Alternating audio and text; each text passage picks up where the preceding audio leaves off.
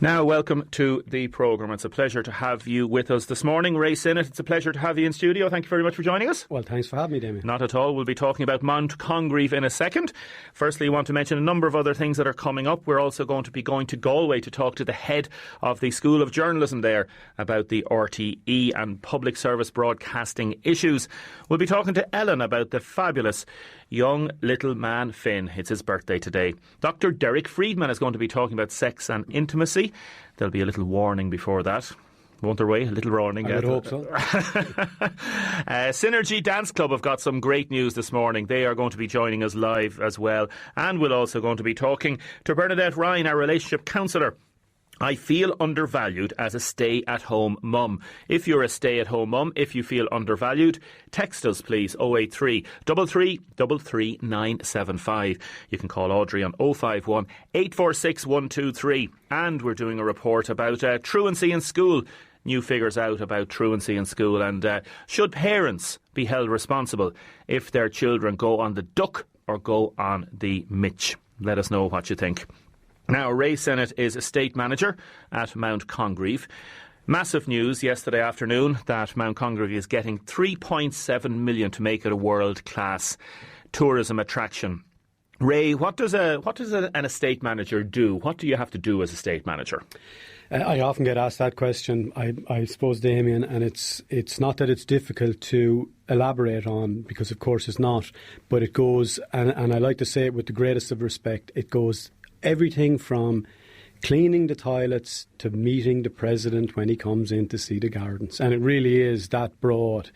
It's overall direction of the estate and the gardens. Now, the gardens themselves and the layout and the plans and the planting will be taken care of by the curator, Michael White, and the gardeners underneath his charge. So I don't get involved in the day-to-day parts of that as much as I'd like to.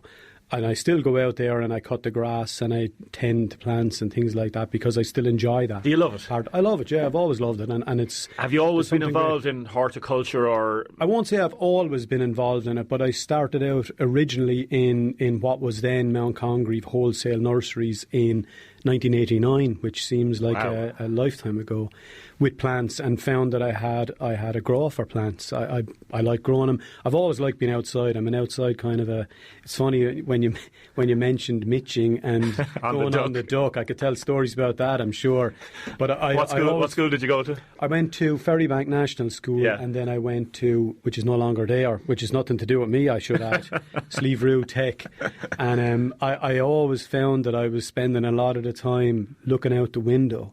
And I get it from my dad, I think, because he often tells a story of when he was 7 or 8 years old, and I know the schools were a lot stricter then, that he was spending too much time noticing the colours that the leaves were changing when they blew in the wind. And me and all my family have that. I've always loved being outside. What did your dad do? Do you mind me asking? He was a painter and decorator. He's still around. He's 89 now. Say hello to him. What's his name? Seamus Finnett over in Ferrybank. And Joan, of course. Joan, of course. We'd have to mention Annie as well. Ray and Joan. Seamus and Joan.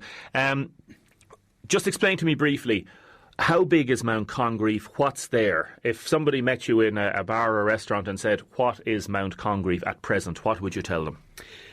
As people understand it, because Mount Congreve Estate is quite larger than the actual gardens. So now when we say Mount Congreve Estate, we mean the walled section that people will be familiar with when they come from the crossroads at the Waterford side on the old Kilmeaden Road, as far as the top of the hill after that where those large gates are. It's a 100-acre estate at this stage that includes the 70 acres of gardens, and then there are woodlands outside of that part of the gardens, the formal gardens, the walled garden, the pond area, of course the main house, and the meadows that we have within there. So it's a 100-acre estate that includes a 70-acre garden and a mansion house. Wow. Yes. And who owns it at present? Who's in charge of it? Ultimately, the owner, as I understand it, is the Minister of Finance. And then the OPW have a charge over it because it's of significance with the house and the gardens. Waterford Council have effectively a lease on that for the remainder of the trust period. and then there is the Mount Congreve Trust underneath them that are answerable to the council, and I, in turn, am answerable to Mount Congreve Trust. So your wages are paid by Mount Congreve Trust? My wages and all the gardeners' wages and all the workings that we do there are paid by Mount Congreve Trust, not the council, not the OPW, not the taxpayers. The gardens have been lovingly developed over decades, and a lot of people know about the history of Ambrose Congreve and the family. What is special about Mount Congreve Gardens? It's the sheer scale of it. It's the unique sheer scale of it that and we all have gardens, and I'm like one of those typical shoemakers in shoeless walking around. My garden is in an atrocious state. But it's part of it is that when you would normally plant a garden up, and this is one of his planting philosophies, people would plant 10 or 15 azaleas to create a nice little effect of purple. Mr. Congreve would have planted 300, 500. So you have enormous swathes of colour, all uniform colour. It was also, as he used to like to say, designed for the eye. So the paths wind around, and every time you've gone to see something, you're drawn a little further into the gardens. So it's the sheer scale on it. Added to that, the fact that he had the time, and quite honestly, he had the money to go around and collect up unique species and very rare species from around the world. Quite honestly, you wouldn't be able to do it today because there's so many, and rightfully so, there are so many regulations. You can't just go over to another country, dig up a plant and bring it back. But in the 50s you could. So he would send out lorries, and he has rhododendrons here from China that shouldn't be grown here. Now, they're not an invasive species, not the ones that we have, but without proper control that could happen. So we have a lot of unique rare species. Even for example, there's a Willowmia pine that is one of the rarest plants on earth, and we have 2 of them. We bought him for his 100th birthday. And it's just the sheer scale of it. It's the sheer. There's something. I'm out there a long time now, and I'm still discovering new things because there's pretty much a flower every day in a different part of the garden, no matter what the weather is. It really is on a unique scale because of that. Most things in life are a combination of factors, and he was very wealthy, also had a love of botany, and had a location where, for the topography of Mount Congreve, allows this variety of, I suppose, mini climates to exist and to develop plants and growth throughout the year, depending on what's planted there. And obviously, he worked on it over the decades. How is Mount Congreve rated at present amongst those that know about gardens from a worldwide perspective? I would say, in all honesty, with the best will in the world, it has gone down slightly over the last number of years. And that's something that we hear all the time. And of course, like anybody, we're open to comments, good and bad, and we accept criticism where it's deserved. But the argument we would make against that, and it's not that we're defending the issues, we are, of course, in Mr. Congreve's heyday, because he had the money, quite honestly, there would have been 46 gardeners out there to tend those gardens. At the moment, we're down to, at this present time, 9 gardeners, including the curator. And myself, I'll go out and do gardens if it's needed to be done, or if I get enough time to actually do it. So it's really down to that. It's not that we don't have the will or the ambition to bring it to the stage where it used to be when Mr. Congreve had 46 gardeners. But it's just the sheer logistics of it. It's the sheer size of it. That the quality of the gardens, we feel, overall is maintained. But of course, it's not as pristine as it was in Mr. Congreve's heyday. We accept that. The government has announced that you're going to be getting 3.7 million. This Yes. will be going along with the 1.3 million that is necessary for this approximate €5 million project. Yes. Let's talk about the 1.3 million. Is that guaranteed? Where will that come from? That's a combination of funds that we have that were left in place by what we will call the previous trust, the previous owners of it, money that we've earned on the kiosk and in the cafe. So I should mention that's very important to mention to people, that the money that's earned there goes directly back into the upkeep of the gardens. The remainder of that money then will be brought in by Fáilte Ireland as match funding. So just because I know I was asked these questions yesterday, people I met on the street or phone calls I had, we're not taking money that should have been allocated to other departments. We're not taking money from the council. We're not taking money from what should have been given to the hospital. That's not what we're about. Of course we're not. This is a separate rural regeneration development fund funded by Europe to regenerate areas like Kilmeaden, Portlaw and Butlerstown in our area by making an economic driver, by producing something that is a world-class visitor attraction to go with what we believe is a world-class gardens. So the money, we're not taking the money from anywhere else. That would be better. Of course, you're not depending. So, for example, the council are having big, important budget meetings tonight. You're not depending on money from the council, are you? No, we're not part of that, no, we're not part of that at all. And I'm sure they will find their way of figuring it out. They'll do the best they can, like anybody does, as we do with our budget. But we're not impacted by that, nor have we made an impact on their budget or any other budget for that matter. €5 million. What are you going to do? We'll do as much as we can, but this money is the first, we hope, and I won't say that I am overly ambitious, but I am for what we can do with Mount Congreve. This I would see as the first round of a development of Mount Congreve. This money primarily will be in the infrastructure for the gardens. So you're talking about the car park, the pathways. We're very much aimed towards getting universal access, because if you are slightly, you're not as fit as some other people. Or wheelchair, for example. Eddie's just texted in and phoned in. Is it wheelchair accessible? Yes, and we're fully aware of that, and we're very aware of it. So at the moment we have a limited pathway that you can see the most parts of the gardens, but we all know it's on a slight incline. So it can be difficult, and these are conversations I've had with many people who've come in, and you say, look, you're in a wheelchair, would you give me your feedback? And we take that all on board. So it's to make the gardens universally accessible for everyone, all walks of life and people of all abilities. That's where the money is going into. We will bring in two children's playground, one within the woods. The other one will be a universally accessible playground. So for kids who are also in chairs, they will get the use of the playground. We're going to develop a new cafe. There'll be a retail centre so we can sell plants and whatever else because you got to have something that's there for all weather. There will be a new car park, because at the moment, and anyone who's been out there will tell you, you're going to have to park in the field at some times. That's not practical, and that's not practical for the winter because we're open all year round now. So it's going to be a car park. We're also going to change the layout of the road outside and the wall, because the corner as you come down from it, from the Kilmeaden side, it's not ideal. It's really tight. And if we plan on increasing our visitors from presently 45,000 to 150,000, which we do, all those risks go up. So that wall needs to be changed and the road needs to be slowed down. This is all included. There's a lot of thought and a lot of, where it may seem to people that this is just some announcement out of the blue. I can tell you there has been years gone into this.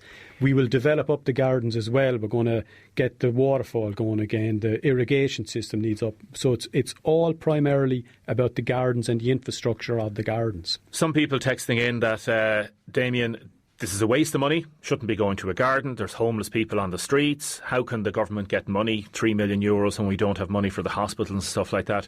You're saying that this money is coming from Europe. This money is coming from the Rural Regeneration Development Fund. And I understand those arguments. And of course, every single one of us, and I'm from Waterford, and I have people belong to me that I care about that are on waiting lists and that don't get what they need.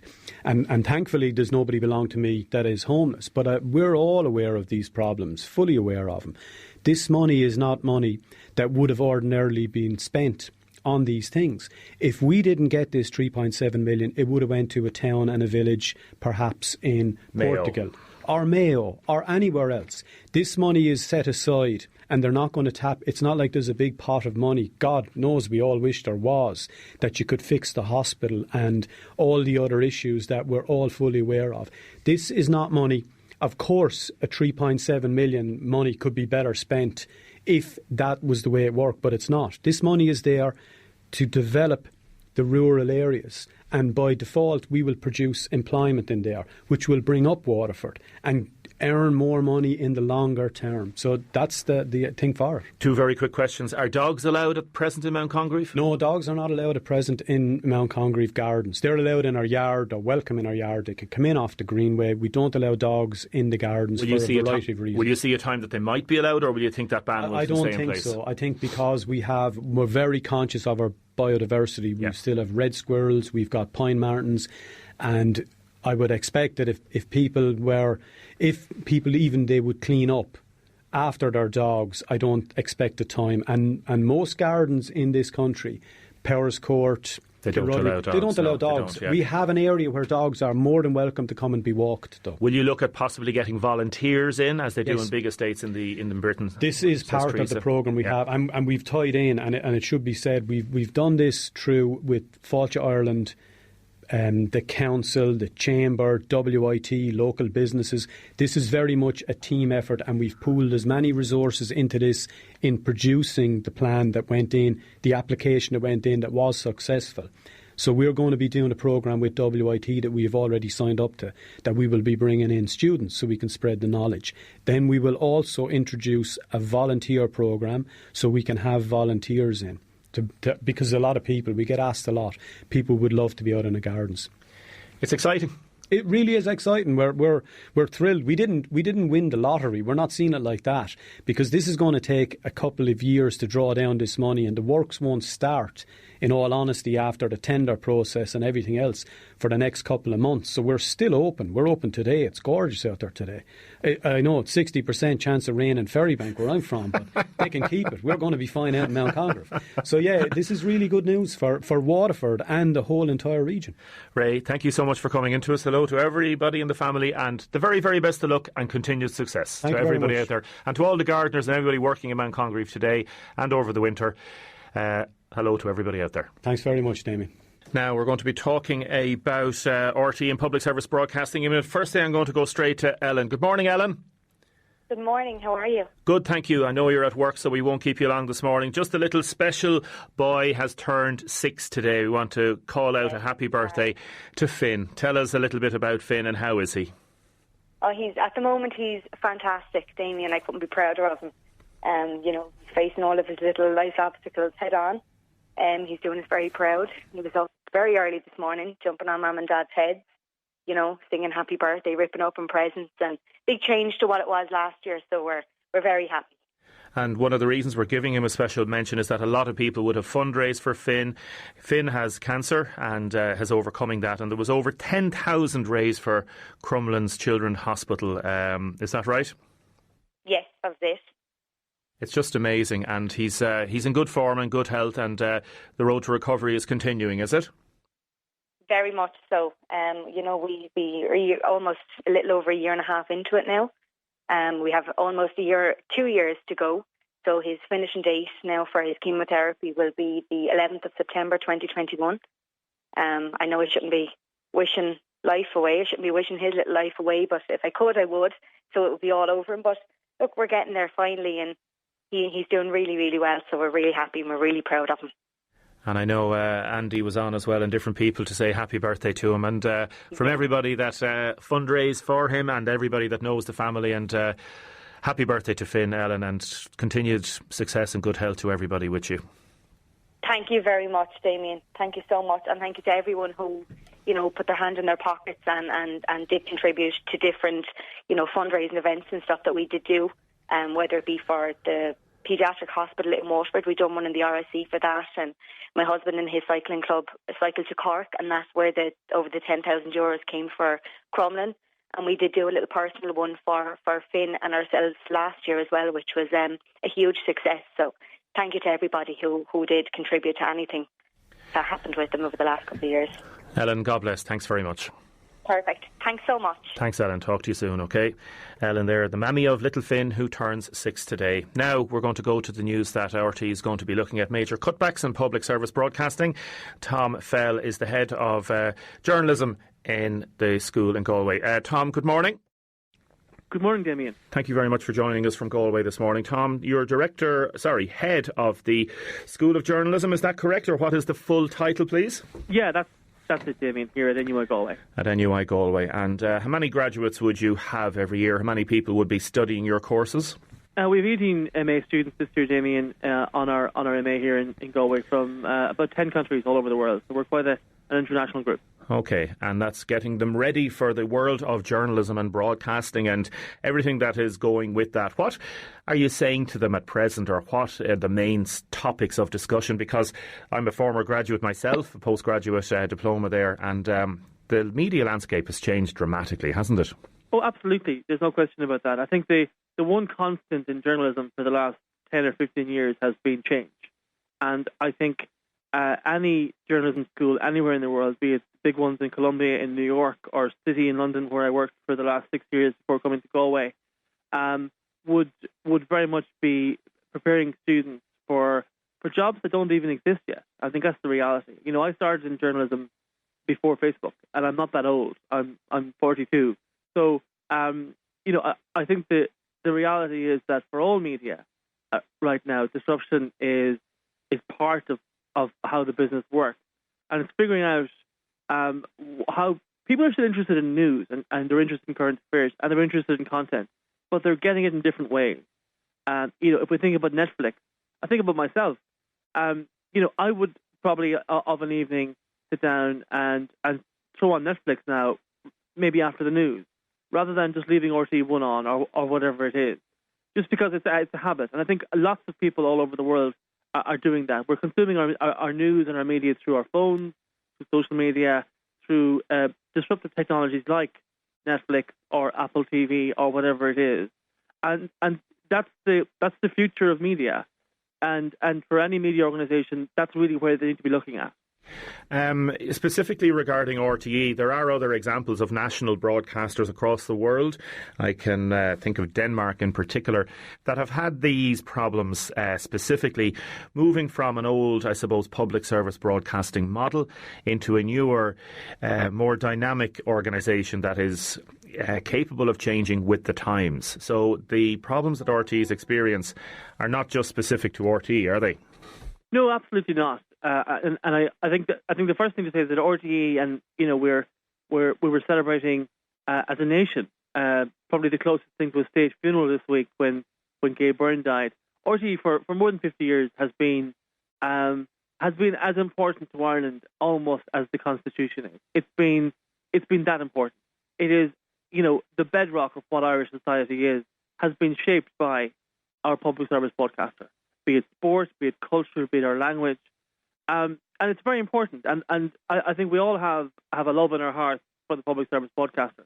But the reality is, Damien, that RTE, not unlike public service broadcasters right around the world, you know, are facing challenges, and it's not remotely facing up to them. I think that's the reality here. And the cuts we heard announced this morning are, you know, don't even come close to approaching the kind of change that RTE needs to make to how it does its business if it wants to survive. And I think fundamentally we all want to see RTE survive. We all want to see a public service broadcaster surviving. But it's in a very different landscape now. And if you don't mind me saying this, one of the things we never talk about is local radio. Local radio is as much a public service broadcaster in Ireland now as RTE was for the last 50 years. You know, be it Galway Bay FM or WLR or TIP FM or the many other stations across the country, the public service broadcasting that those local stations do without any funding or very little funding. I mean, there's small amounts of money from the BAI occasionally for documentaries, but that's public service broadcasting. That's really important, and the listenership figures for local radio are far higher in your franchise areas than what RTE is delivering. And I think, you know, if we're to think seriously about public service broadcasting, we can't just think about RTE anymore. We have to think about who else is providing a service. Yeah, and again, I have to express an interest in this, and that people may know I was with RTE and I joined WLR in January, started broadcasting in February, and one of the things that I did mention in that is the public service broadcasting remit that effectively is a local radio station. I agree with you on that, and yet there is a love for RTE that you mention in lots of different respects. Or do you think people care as much as they did about RTE? Look, of course they don't. And there's no point saying that they do. Those of us who work in the media are obsessed with the media. And I used to be a political journalist. I was obsessed with politics. But, you go down the country and people don't really care. They're interested around election time, but after that, they're not really. Yeah. I think it's the same with public service broadcasting.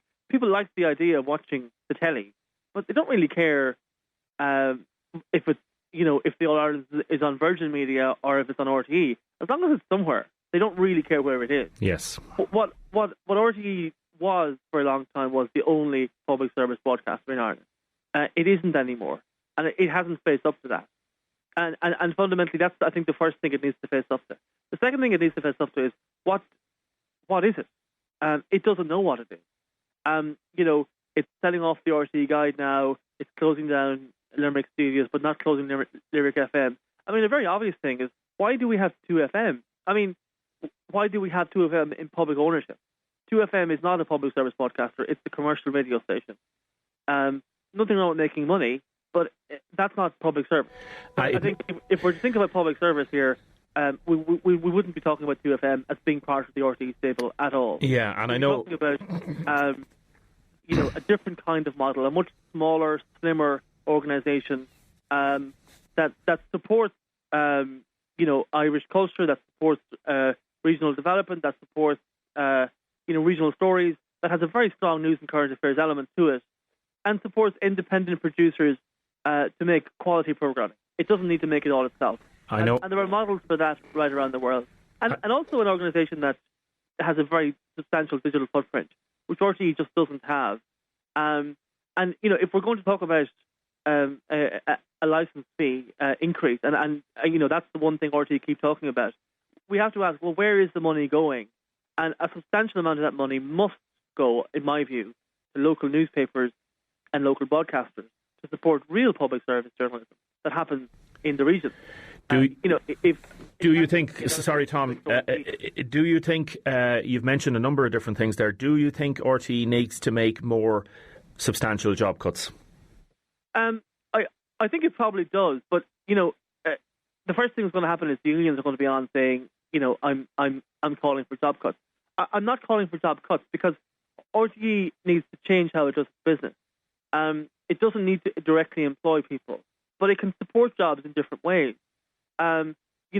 Independent producers can create content for RTE, and it could create a thriving and vibrant independent production landscape across Ireland by, rather than employing people directly, changing its model to encourage people to work for themselves.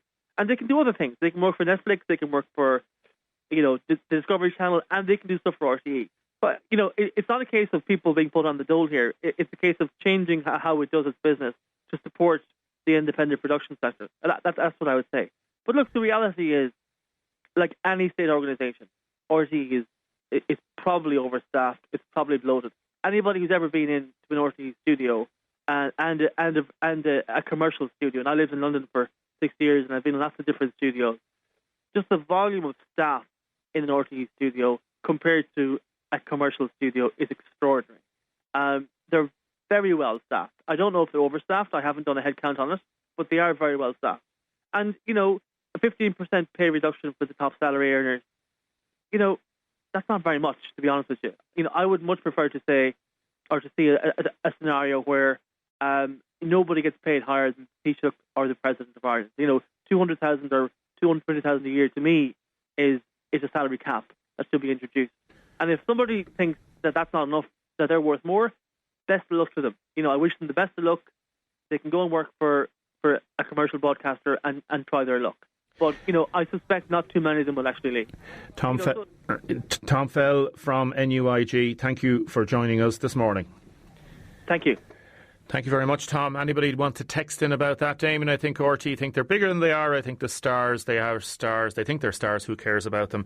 Bosco, says Sandra, my childhood hero. I used to run down the road from school to watch him. People have a lot of interesting things to say on that. Now coming up, a topic which will be not for little ears. Are you living with someone for years but are having less sex? How much sex should you be having? We're asking those questions next. Now, you know our text and WhatsApp number 083 3333 975. A lot of people texting in about RT and also about Mount Congreve. We'll bring those texts to you shortly. You can call Audrey on 051 846 123. Now, a little health warning with the next item. If there's any young ears, any children listening to this, maybe it's time to turn it off and listen back later on the podcast. Maybe listen in bed with your partner, because a recent medical journal study has found that people are having less sex. The greatest reduction amongst cohabiting couples and those over 25. We're going to be giving some tips for older men and women on how to spice up your sex life without having to ask your partner to wear a gimp mask. So how to have fantastic sex after decades together. An intimate chat now with our resident sex therapist, Dr. Derek Friedman, who's also a lecturer in Trinity College. Dr. Friedman, good morning. How are you? Wonderful, thank you. Thanks for joining us again. We got a great response the last time when we were talking about sex, and we're going to talk about the intimacy secret, I suppose, how to have fantastic sex, they say, after decades together. Is it possible for people that have been together for decades to have fantastic sex? Absolutely, but it all depends what you call fantastic sex. I mean, what do you expect of sex? And how would you define it? What would define as fantastic in inverted commas? Well, fantastic is actually a sense of great contentment and a great feeling of warmth and intimacy. We're very much thinking of the idea now of promoting a concept of what I would call quality sex.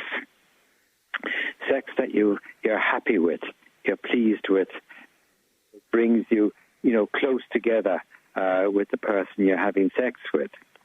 In society today, and particularly in the people in their 20s and 30s, there's a bit of a separation of sex and intimacy. Okay, explain that to me, please. Well, sex can become a bit of a mechanical activity, quickly achieved through an internet dating site. I mean, it could end up being quite close to the Woody Allen film with the orgasmatron in it.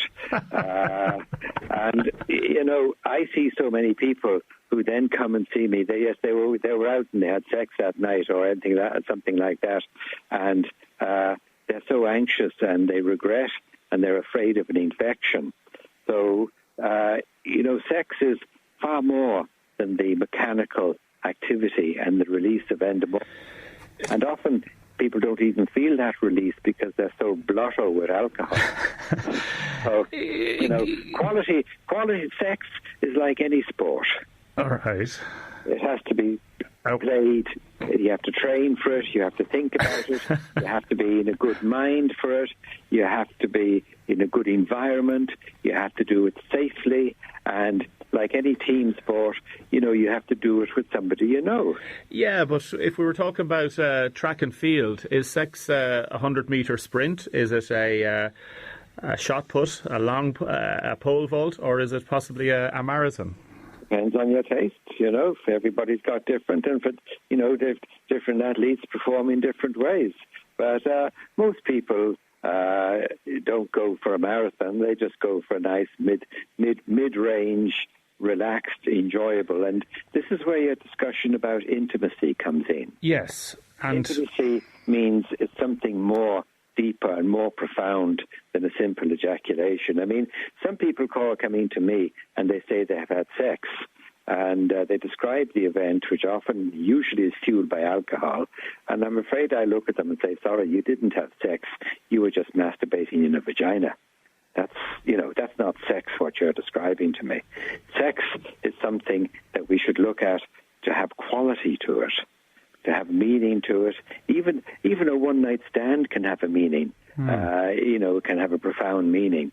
But usually, you're much better off knowing the person well and being together for a time. I mean, it's a bit like food. I mean, do you go to a takeout or do you go to a good restaurant? Let me put it to you, Dr. Friedman, that take out alcohol, for example. Take alcohol out of the equation for a minute. And if sex was quick, it can still be intimate and quick. Absolutely. Yes. Absolutely. So the time and the effort that goes into creating the sexual moment. Hold on. I'm going to take you away from that.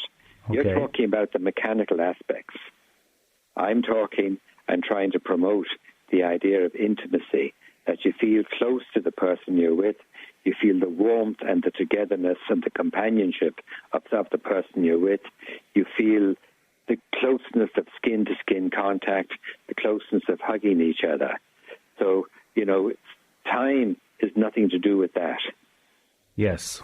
So, we're talking about the warmth and closeness of a relationship.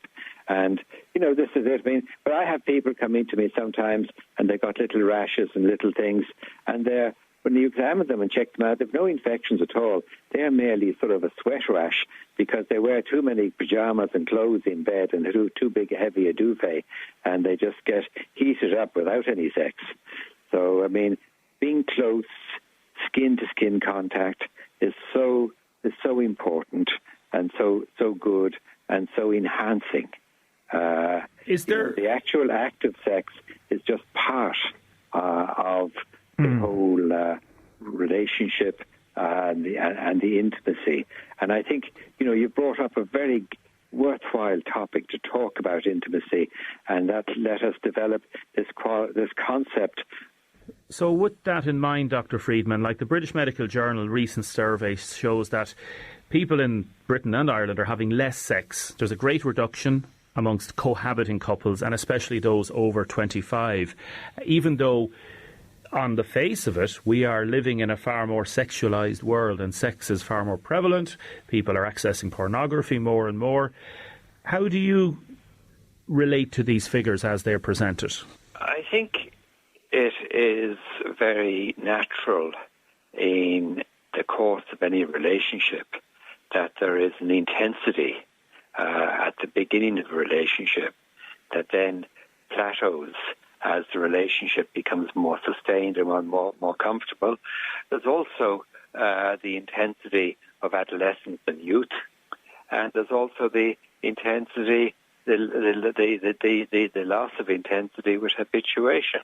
So, I don't think anybody would be surprised by that. When you talk about, a sexualized society and pornography, we're coming back to a thing is saying, is that really sex? It's not really what I would call quality sex. It's really just a kind of physical ejaculation, and okay, you get some endomorphin release and you feel good for a short period of time. But I don't know that I'd call that sex. There's much more to sex than that, and that's why I feel it's so good that you've raised this issue of intimacy, because that's really what compounds it. Sex doesn't have to be an athletic competition. Sex is there for the long duration, and it's there for life. It doesn't have to be twice a night and 3 times during the day. If people have to meet their own thing, their own needs and their own fulfillment. The big danger is that people forget about sex. Yes. And they live together, and maybe they don't get the fullness of intimacy and companionship and the warmth that can be achieved from sex. Sometimes things can interrupt with sex, work activities, travel, childbirth, all those kind of things, and illness, and they can find it hard to resume sex.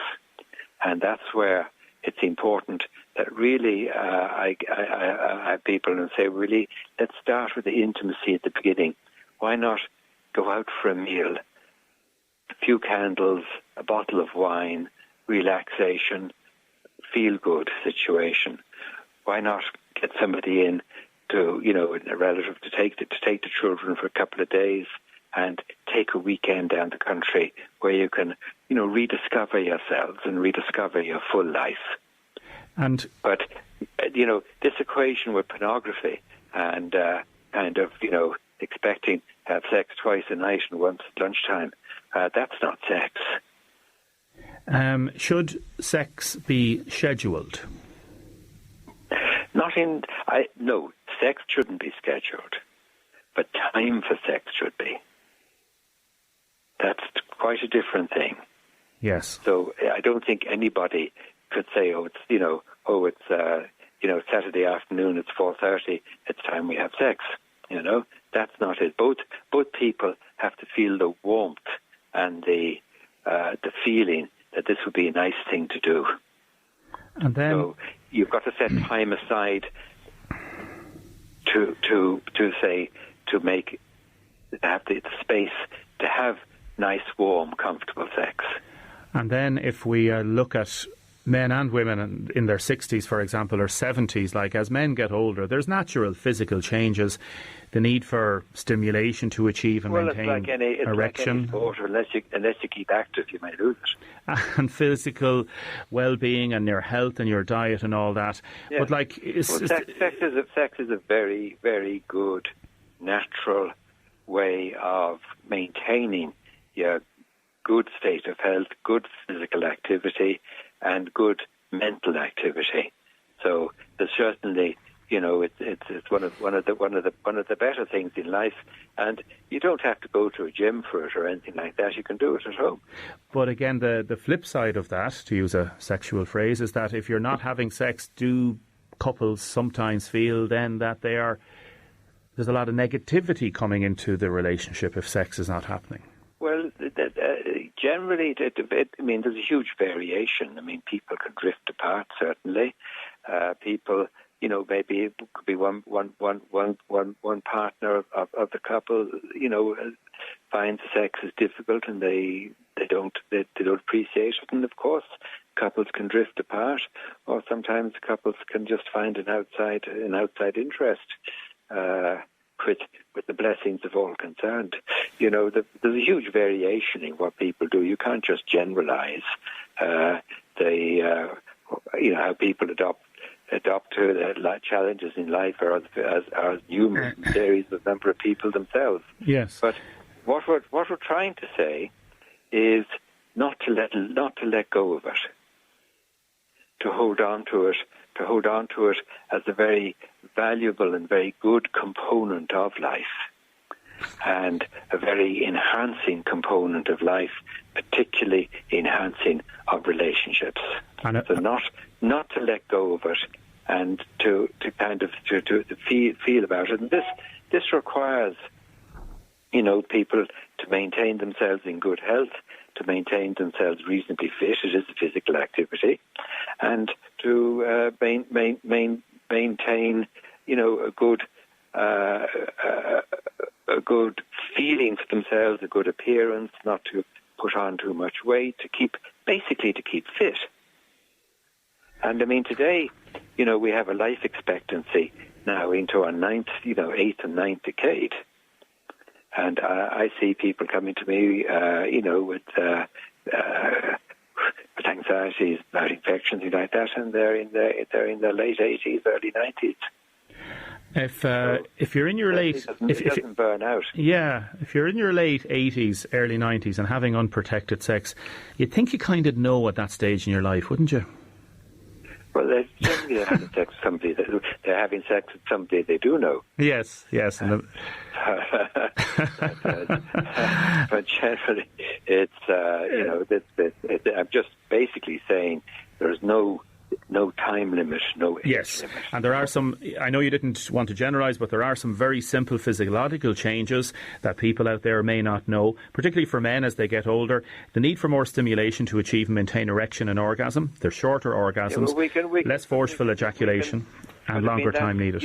All these things can happen, but we also have extremely good medicines that can help people in this situation. And a lot of those things you are describing are related to the cardiovascular system, and particularly the vascular system.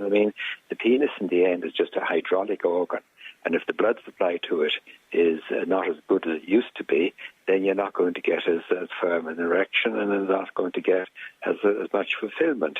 So keeping fit, keeping your weight down, not smoking cigarettes, keeping active are all very enhancing factors. Dr. Derek Friedman, thank you so much for joining us this morning. of the concept of quality sex. Quality over quantity. Not a quick bang. Not a quick bang. Now, a number of texters texting in there. Damien, very interesting topic there.